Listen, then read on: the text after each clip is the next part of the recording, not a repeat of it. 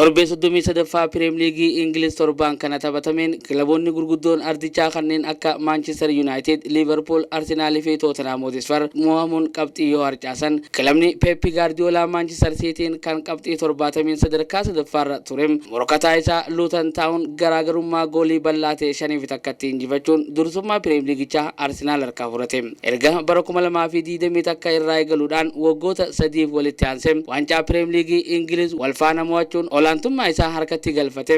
Bara kana Arsenal fi Liverpool waliin qormaata cimaa keessa kan jiru Manchester Cityin goolabbii taphoota gama xumuraatti dhiyaachaa jiru kan turtiin taphoota torba isaaf hafe kanaas injifannoon goolabuuf yeroon amma jecha waan jiru fakkaata. Turtii ji'oota 18 kan filaa Emirates tureen Emirates out jaamuudhaan kan mormii deeggartootaatiin ari'amee leenjisaan lammii Spain fi kilaba Aston Villa Unai Emery gara London dhufuudhaan waggaa tokko keessatti yeroo lama Arsenal injifachuun haloo bahanii deebi'an. Kilabni magaalaa Birmingham City Aston Villaan turtii waggaa 40 booda gara waltajjii Champions League'tti deebi'uudhaaf leenjisaa isaanii Unai Emery'dhaan waadni galamee fi waan isaaniif guutamaa jiru fakkaata. Waancaa bara kana injifachuudhaaf kilaboonni sadii kan irratti torbaaniin dabaree waliif laachaa kokkee wal qabaa jiran daran ammallee gudii biraa nutti agarsiisaati jira.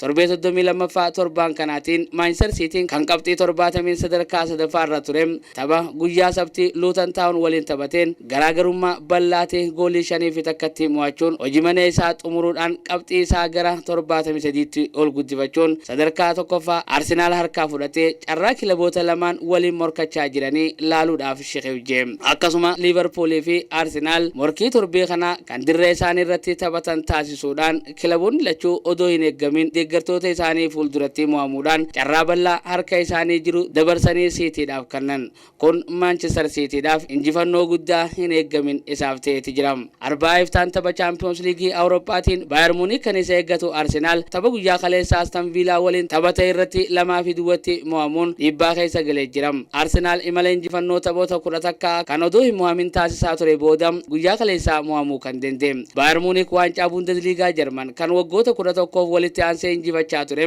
Erga Bayer Leverkuseniin guyyaa kaleessaa dhabe booda xiyyeeffannoo isaa gara Champions League Awurooppaatti waan deebisuuf Arsenal tulluu biraa kan haalaan ulfaatutu isa dura kaayamee jira. Haa ta'u garuu leenjisaan Arsenal Mikel Arteetaan erga Villaadhaan mo'aman booda yaada kanneen tapha Bayern Munich waliin qabnu injifachuudhaan deebisaa tapha kanaa kennuuf carraa bal'aa argannee jirra jaaniiti jiran. Aston Villaan taphoota 10 bara kana London irratti taphate keessaa 7 mo'ate 3 qixabe. Arsenal taphoota 28 bara kana taphate keessaa taphoota 3 irratti odoo gooliin galchin kan xumure ta'uu isaati. Leenjisaan Aston Villa taphoota hunda 7 Arsenal waliin taphateen tokko qofa irratti kan mo'ame. Taphoota 3 mo'ate 3 qixabe. Arsenal tapha kaleessaa kanarratti kubbaawwan 14 yoo gara goolii warra Aston Villaatti rukutum Aston Villaan ammoo kubbaa 7 gara warra Arsenalitti dhukaasuu dandeetti jira.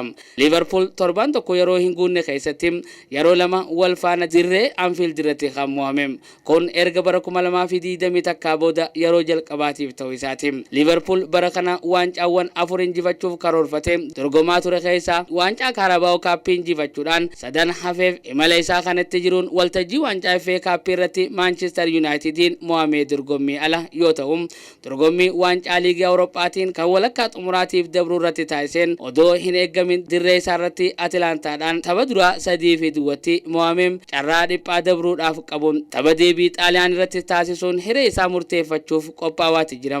Dorgommii waancaa Afuraffaatii fi isa guddaa ta'e kan Piriim Liigii Ingiliziin ammoo erga bara 2020 booda dorgommicha injifachuudhaaf bu'aa bahii hedduu keessa daddaa isaati jira. Haa ta'u mo'amuun kaleessa Crystal Palacein takkaa fi duwwatti isa mudate. Kun taatee tasaa kan deeggartoota Liverpool onnee cabse fakkaata. Crystal Palace kaleessa carraa Liverpool 2-2 mo'achuu argatee turus gooliin lammaffaa Tanjiyaan Maateetaadhaan daqiiqaa 17ffaa irratti gara gooliidhaatti ergamte odoo hin galin sarara goolii egaa Alisson Becker irraa deebite Liverpool 2-2 mo'amuu jalaa baraarame. Kun leenjisaa lammii Awustiriyaatii fi Crystal Palace kan ammaa Oliver Gilaansariif erga tapha isaanii kan jalqabaa Burnley 3-2 mo'atan booda injifannoo jalqabaa dirree isaaniitiin ala argatan guddoodha.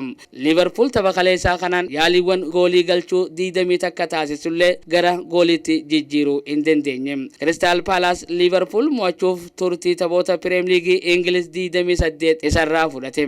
Liverpool erga ji'a onkololeessaa bara 2022 boodam yeroo jalqabaatiif Premier League'dhaan Anfield irratti kan mo'ame. Tapha liigii Awurooppaa irratti Atilaantaa waliin taphatan irratti miidhamaan kan hin hirmaatin taphattoonni akka Diago Jota, Trent Alexander-Arnold, Stefan Bajistaakii fi Alisson Becker kan miidhaman yeroo dheeraaf tapharraa fagaatee ture. Kaleessa gara taphaatti deebi'anis Liverpool milkaa'uu hin dandeenye. Ija jabaatanii gurra cufachuudhaan yoo qabsootti seenan injifannoon Crystal Palace fi Aston Villaan kilaboota gurguddoo waancaadhaaf dorgoman Liverpool fi Arsenal irratti gonfatan addunyaaf gahaadha. Tapha biroo kan kaleessa taphatame kan darbii Londoniin West Ham Fulhamiin mo'amee jira. Fulham dirree isaatii ala gooliiwwan lama tan André Pereiraan daqiiqaa 9:77 irratti galcheen injifachuun deebi'e.